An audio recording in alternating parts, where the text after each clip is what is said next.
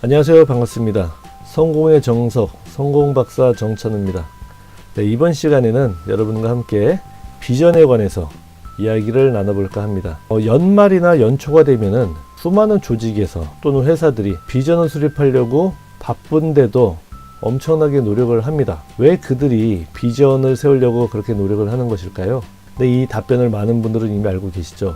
아주 잘 만든 비전은 조직 운영에 있어서 나침반 역할을 하기도 하고요. 그리고 직원들이 혼연일체가 돼서 업무를 잘 하는데 도움을 주기 때문에 그렇습니다. 네, 저도 수년 전까지는 회사에서 직원으로 회사 생활을 했었습니다. 그 당시 저는 맡은 업무가 혁신 쪽이다 보니까 저희 부서 또는 전사적인 비전을 수립하는 업무를 많이 진행을 했었습니다.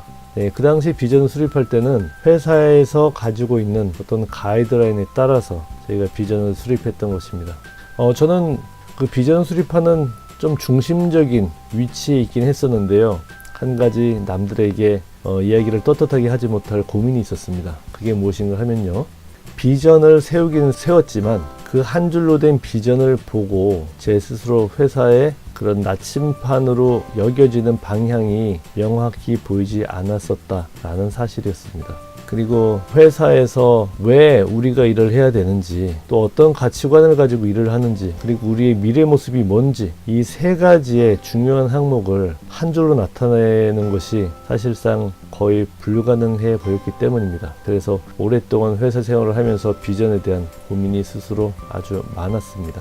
자, 그리고 저와 비슷한 고민들을 다른 리더들도 하셨던 것 같습니다. 그런데 대책이 별로 없었던 것이죠. 자, 그런데 수년 전 드디어 한 가지 깨달음이 있었습니다. 그래서 그걸 오늘 여러분께 말씀을 드리고자 하는 것입니다. 네, 어떤 깨달음이었냐면요. 비전을, 그것도 아주 명확하고 잘 짜여진 비전을 아주 짧은 시간에 작성할 수 있는 그런 방법을 발견했던 것입니다. 아까 잠깐 언급한 내용인데요. 제가 생각하는 비전은 우리가 지금 이 일을 하는 목적을 명확하게 드러내야 될 것이고요. 그리고 우리 조직의 또는 개인의 가치관이 드러나야 되고, 그리고 우리의 미래의 모습까지 동시에 그릴 수가 있어야 된다라고 말씀을 드렸었습니다. 자, 지금 말씀드린 이 세 가지 카테고리에 따라서 질문을 하고 거기에 대답을 해봤습니다. 자, 그랬더니 기계적으로 한번 해봤어요. 기계적으로 질문을 하고 스스로 답변을 해봤더니 비전이 하루 종일 워크숍 같은 게 필요하지 않고요. 한 30분 정도 만에 그려지는 것을 스스로 발견했습니다.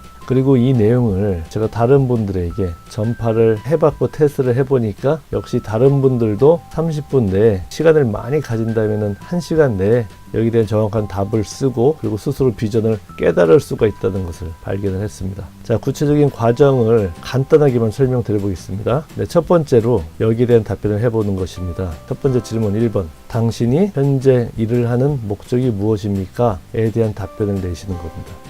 네, 우리가 일을 하는 목적은 다양하겠지만 목적을 항상 생각하고 일을 하지는 않습니다. 여기에 대한 답변을 스스로 내보는 것입니다.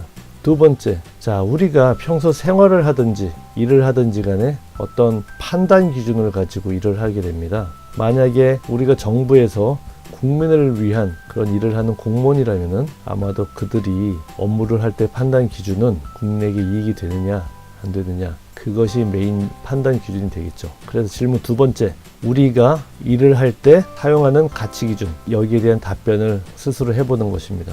네, 일할 때 가치 기준이라고 하면 좀 애매할 수가 있는데요. 저는 이렇게 해석도 합니다. 우리가 어떤 결정을 할 때의 판단 기준, 이렇게 생각을 하시고 세 가지를 써보는 것입니다.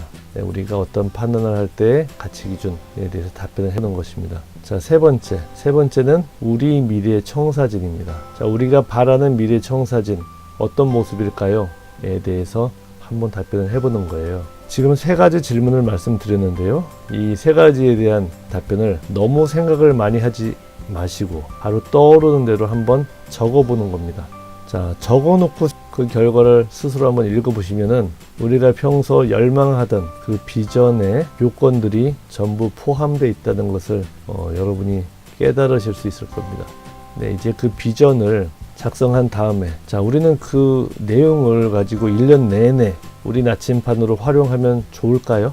네, 꼭 그렇지만은 않습니다. 우리가 현재 이 순간 쉽게 작성한 이 비전 항목들이 자, 우리가 몇 개월 정도 열심히 살아간 후에 다시 보면은 어찌 보면은 우스워질 수도 있습니다.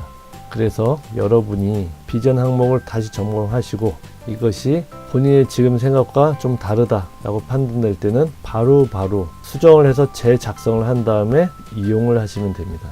나침반으로 이용을 하시면 됩니다. 자, 이제 감이 잡히셨죠?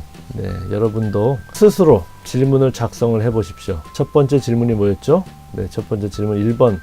내가 일을 하는 목적, 내가 왜 일을 하는가에 대한 답변을 해보시고요. 두 번째, 내가 일을 할 때의 가치 기준 또는 내가 어떤 판단을 할 때의 가치 기준, 이게 2번입니다. 그리고 3번, 내 또는 우리 조직 미래의 청사진, 이 질문을 놓고 답변을 하시는 겁니다. 이 세 가지에 대한 답변을 너무 생각을 하지 마시고 바로바로 스스로 작성을 해보는 것입니다. 지금 당장 여러분 머리에서 짧은 생각으로 나온 이 답변이 아마 이 순간에 여러분의 최선일 것이라고 생각합니다. 최선이라는 얘기는 솔직한 최선일 것이라고 생각합니다. 그 다음에 어떻게 하라고 가이드 드렸나요? 아마 한 달이나 몇 개월 후에 지금 이 순간 작성한 그 비전 항목을 다시 보신다면은 생각이 약간 업그레이드 되셨을 가능성이 많습니다. 많이 발전했을 것이라는 말씀이죠. 네, 그런 경우 어떻게 하면 좋을까요? 같은 항목에 대한, 같은 질문 항목에 대한 답변을 다시 한번 작성해 보는 것입니다. 그때 시점에 맞는 생각으로 말이죠.